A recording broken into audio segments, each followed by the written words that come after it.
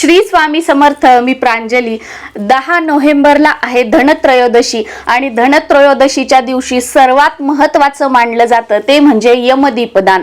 आपल्या घरामध्ये जे तरुण पिढी असते, तरुण मुलं असतात, त्यांचा कधी ॲक्सिडेंटमध्ये किंवा कधी गळफास वगैरे असे वाईट विचार येऊन आपल्या घरामध्ये कोणताही अपमृत्यू होऊ नये किंवा आजारपणाने वगैरे तरुण व्यक्ती दगावू नये यासाठी हे यमदीपदान अत्यंत प्रभावशाली मानलं जातं. आणि आजपर्यंत तुम्ही केलं जरी नसेल तर या वर्षीपासून हे यमदीपदान आपण आपल्या घराच्या मुख्य प्रवेशद्वाराच्या बाहेर हे करायलाच हवं. तुमचा फ्लॅट असू द्या, बैठक घर असू द्या, काहीही असू द्या, यमदीपदान हे आपल्या घरामध्ये करू नये, मुख्य प्रवेशद्वाराच्या बाहेर करावं.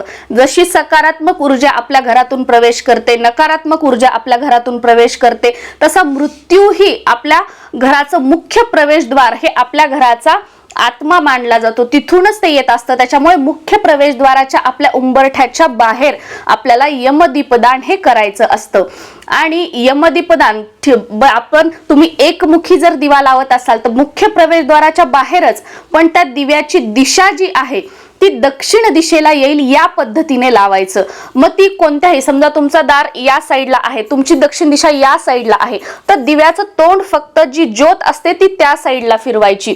पण मग दक्षिण दिशा दुसरीकडे, तिकडे भिंत आहे, घरात लावू का, बाल्कनीमध्ये लावू का, गच्चीवर लावू का, नाही, मुख्य प्रवेशद्वाराच्या बाहेर दक्षिण दिशेला तोंड करून लावायचं आहे.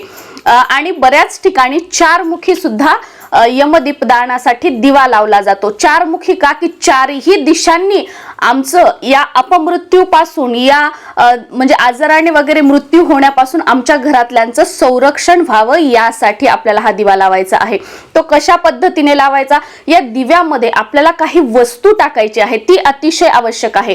कोणतं तेल वापरायचं, दिवा मातीचा वापरायचा की आपल्याला कणकेचा दिवा बनवायचा आहे, कोणत्या वेळेत लावायचा आहे, अगदी संपूर्ण माहिती सोप्या आणि साध्या भाषेमध्ये, शब्दामध्ये तुम्हाला सांगण्याचा प्रयत्न करणार आहे.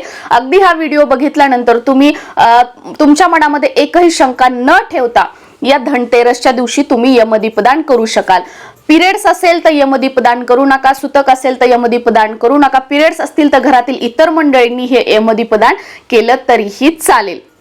आता हे यमदीपदान केलं म्हणजे आपल्याला मृत्यू येणार नाही असं का नाही, जो अपमृत्यू आहे तो मात्र 100% नक्कीच टळेल. तर बघा, हे यमदीपदान आपल्याला का करायचं आहे, सगळीकडे सांगितलं जातं करा करा, पण हे का करायचं आहे तर त्याबद्दल एक छोटीशी, अगदी 1 मिनिटाचं. तर हंसराज नावाचा एक राजा होता. तो एकदा आपल्या सैनिकांसह शिकारीसाठी गेला होता. शिकारीच्या शोधात राजाची आणि सैन्याची ताटातूट झाली. राजा भरकटत दुसऱ्या राज्यात पोहोचला. तिथला राजा हेमराज त्याच्या समोर हंसराज नाव राजाने आपली ओळख दिली. हेमराजानेही हंसराजाचे आदरातिथ्य केले. त्यावेळेस हेमराजाला पुत्रप्राप्ती झाली आणि त्या आनंदात त्याने हंसराजाला आणखी काही दिवस राहण्याची विनंती केली. तेजस्वी बाळाचे भाकीत वर्तवण्यासाठी राजज्योतिष आले. सर्वजण उत्सुकतेने भविष्य ऐकत होते.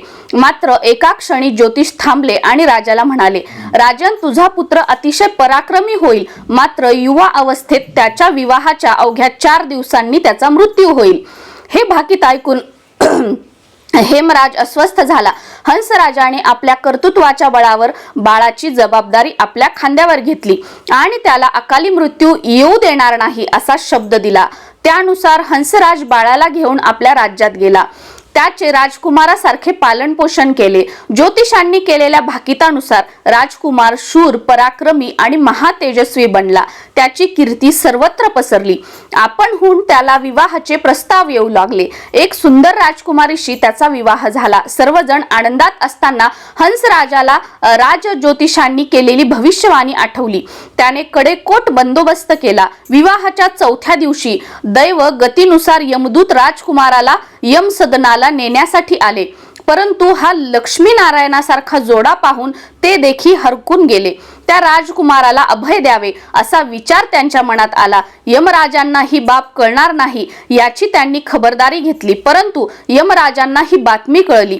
त्यांनी यमदूतांना बोलावून घेतले आणि त्यांच्याकडून असे काही घडले असल्यास कबुली जबाब मागितला. त्यांना शिक्षा देणार नाही या बोलीवर बोलते केले आणि सत्य वधवून घेतले. यमदूतांच्या सांगण्यानुसार खुद्द यमदेवांनी देखील राजकुमार आणि राजकुमारीचा नवा संसार पाहिला आणि त्यांचेही हृदय द्रवले. यमराज म्हणाले, आपण सगळेच जण कर्तृत्वाने बांधील आहोत. मृत्यू हा अटळ आहे, तो कोणीच टाळू शकत नाही.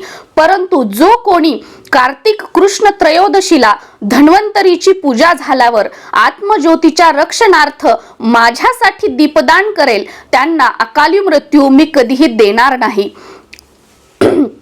कथेतील सत्यासत्यता पडताळत राहण्यापेक्षा श्रद्धेने एक यमदिवा यमराजांना समर्पित केला तर आपल्याला अकाली मृत्यू येणार नाही हा दिलासा नक्कीच आपल्याला मिळू शकतो. यासाठी आपण धनतेरसच्या दिवशी एक दिवा हा यमासाठी आपल्या मुख्य प्रवेशद्वाराच्या बाहेर यमदीपदान म्हणून लावायचा आहे. आता तो कशा पद्धतीने लावायचा आहे मी तुम्हाला सांगितलं. बऱ्याच ठिकाणी एकमुखी लावला जातो आणि बऱ्याच ठिकाणी चारमुखी लावला जातो. तर मी तुम्हाला चारमुखीचंही सांगते आणि एकमुखीचंही सांगते. तुमच्याकडे जी प्रथा आहे त्या पद्धतीने तुम्ही लावू शकता, म्हणजे चारमुखी एकमुखी, पण जी पद्धत आहे या पद्धतीने तुम्ही केलं तर नक्कीच आपली ही सेवा जी आहे ती सफल होईल. आता आपल्याला काय करायचं आहे, कणिक घ्यायची आहे, म्हणजे गव्हाचं पीठ घ्यायचं आहे. त्यामध्ये थोडीशी हळद टाकायची आहे. हळद का टाकायची आहे? हळद ही शुभतेचं प्रतीक आहे. हळद ही नकारात्मकता दूर करण्यासाठी अतिशय प्रभावशाली मानली जाते. त्यामुळे त्याच्यामध्ये हळद टाकायची आहे आणि ही कणिक घट्ट मळून घ्यायची आहे. आपल्याला जुनी सकाळी आपण पोळ्या वगैरे बनवण्यासाठी कणिक मळली असेल त्याच्यातली कणिक घ्यायची नाही. या यमदीपदानासाठी थोडीशीच अगदी मुठभर कणिक आपल्याला स्पेशल मळून घ्यायची आहे. त्यानंतर याचा आपल्याला एकमुखी, तुमच्याकडे एकमुखी लावत असतील तर एकमुखी किंवा चारमुखी लावत असतील तर चारमुखी दिवा बनवायचा आहे. एकमुखी म्हणजे तो दिवा असेल त्याला फक्त एकच आपल्याला चोच बनवायची आहे, मुख बनवायचं आहे. आणि चारमुखी असेल तर चारी दिशेला चार त्याला तोंड बनवायची आहेत. आणि त्याच्यामध्ये तुमच्याकडे मोहरीचं तेल असेल तर खूप उत्तम, आपण मोहरीचं तेल टाकू शकतो. मोहरीचं तेल नसेल तर देवासाठी आपण जे तेल वापरतो ते तेल आपण टाकलं तरीही चालेल. आणि चारमुखी दिवा असेल तर 2 वातींची एक लांब वात, असं करून या दिशेला 2 वातींची एक वात, या दिशेला 2 वातींची एक वात, या दिशेला 2 वातींची एक वात आणि या दिशेला 2 वातींची एक वात, अशी आपल्याला 4 वाती, एकात एक 2 अशा 8 वाती लावायच्या आहेत. बरेच जण काय करतात, चारमुखी म्हटलं की एकच वात इकडून पण इकडून पण, एकच वात इकडून पण इकडून पण असा दिवा लावतात. तर तसा लावायचा नाहीये. आणि हा दिवा बनवताना याच्या सोबत आपल्याला साईडला 2 दंड सुद्धा बनवायचे आहेत. म्हणजे जे उभा असतं बघा साईडला, तुम्हाला फोटो दिसेल किंवा तुम्हाला थंबनेलला सुद्धा बघायला मिळेल. तर त्या पद्धतीने 2 आपल्याला दंड बनवायचे आहेत. एकमुखी दिवा बनवला तरीही हे 2 दंड बनवायचे आहेत आणि चारमुखी दिवा बनवला तरीही हे 2 दंड जे आहेत ते बनवायचे आहेत. म्हणजे काय करायचं, थोडासा कणकेचा गोळा घ्यायचा, तो असा दाबायचा आणि उभा करायचा, ते साईडला आपल्याला ठेवायचं आहे. या पद्धतीने आता आपण दिवा तयार केला. आणि दिवा अशा पद्धतीने तयार करायचा किमान तो 12 वाजून जाण्यापर्यंत राहावा. आता हा जो दिवा आहे तो आपल्याला रात्री 9च्या नंतर लावायचा आहे. आता 9च्या नंतर का लावायचा, तुम्ही 9च्या नंतर अगदी 10, 10:30ला सुद्धा लावू शकता. हा दिवा आपल्या मुख्य प्रवेशद्वाराच्या बाहेर लावल्यानंतर आपल्याला आपलं मुख्य प्रवेशद्वार उघडायचं नाही, त्या दिव्याकडे बघायचं नाही किंवा बाहेर जायचं यायचं नाही. त्यामुळे तुमच्या घरातले व्यक्ती सगळे तुमच्या घरामध्ये आले, आता तुम्हाला घराच्या बाहेर पडायची गरज नाही. त्यावेळेला आपल्याला हा दिवा लावायचा आहे. 9च्या नंतर आपण हा दिवा लावू शकतो. दिव्यातलं तेल संपलं का, दिवा आहे का नाही वगैरे काहीही बघायचं नाही. हा यमासाठी दिवा लावलेला आहे, परत आपण त्याच्याकडे बघायचं नाहीये. तर ही गोष्ट. आता घराच्या मुख्य प्रवेशद्वाराच्या बाहेर आपल्याला काय करायचं की एखादा पुठ्ठा घ्यायचा किंवा तुम्हाला अशी एखादी प्लेट किंवा काही घ्या की ती तुम्ही दान करू शकाल, असं काहीतरी तुम्ही घ्या, ते घ्यायचं आहे. त्याच्यावर आपल्याला कमीत कमी म्हणजे 5 मुठ असे तांदूळ टाकायचे आहेत. नुसतं फक्त थोडेसे घेतले आणि तांदूळ नावाला टाकले असं करू नका. एखाद्या पक्ष्यांचं त्याच्यामध्ये पोट भरेल या पद्धतीने आपल्याला अंदाजे भरपूर तांदूळ त्याच्यामध्ये टाकायचे आहेत. त्या पुठ्ठ्यावर किंवा त्या प्लेटमध्ये कशामध्ये तरी ते तांदूळ टाकल्यानंतर आपल्याला त्याच्यावर हा जो दिवा आहे तो दिवा ठेवायचा आहे. दिवा ठेवल्यानंतर जिथे आपण आता मुख्य प्रवेशद्वाराच्या बाहेर हा दिवा आपण ठेवणार आहोत तिथे आपलं प्रवेशद्वार सुरुवातीला सकाळी दुपारी आपण झाडलेलं वगैरे असेल तर जिथे आपण यमदीपदान करणार आहोत तिथे छोटीशी रांगोळी काढून घ्यायची आहे. तुम्ही स्वस्तिक काढा, काहीतरी काढा, त्याच्यावर ही प्लेट किंवा हा पुठ्ठा तांदूळ ठेवलेला ठेवायचा आहे आणि त्याच्यावर आपला दिवा आहे. तिथे दिवा ठेवल्यानंतर त्या दिव्याला हळद कुंकू लावून घ्यायचं आहे, एक फूल ठेवायचं आहे. या दिव्यामध्ये आपल्याला 1 रुपयाचं एक नाणं घालायचं आहे आणि त्यानंतर हा दिवा जो आहे तो आपल्याला प्रज्वलित करायचा आहे आणि आपल्या घरातील जी सर्व मंडळी आहेत त्यांनी या दिव्याला नमस्कार करायचा आहे. आपण सर्वांनी नमस्कार करायचा. एकमुखी दिवा असेल तर दक्षिण दिशेला त्याची ज्योत असेल आणि 4 मुखी असेल तर त्याच्या ऑलरेडी 4 दिशांना 4 वाती असतील, त्यामुळे काही हरकत नाही. ती दक्षिण दिशेला सुद्धा त्यातली एक वाती असेलच असेल. नमस्कार केल्यानंतर आपल्याला एक मंत्र सांगणार आहे, हा मंत्र म्हणायचा आहे. हा मंत्र तुम्हाला म्हणता येत नसेल तर तुम्हाला मराठीमध्ये सुद्धा सांगते काय म्हणायचं आहे, अगदी म्हणजे काही घाबरू नका. मृत्यूना पाशदंडाभ्याम कालेन च म्या सहा त्रयोदशाम दीपदानात सूर्यजहा प्रियतामिती. तर आपल्याला हा मंत्र म्हणायचा आहे. हा तुम्हाला मी स्क्रीनवरती देण्याचा प्रयत्न करेल.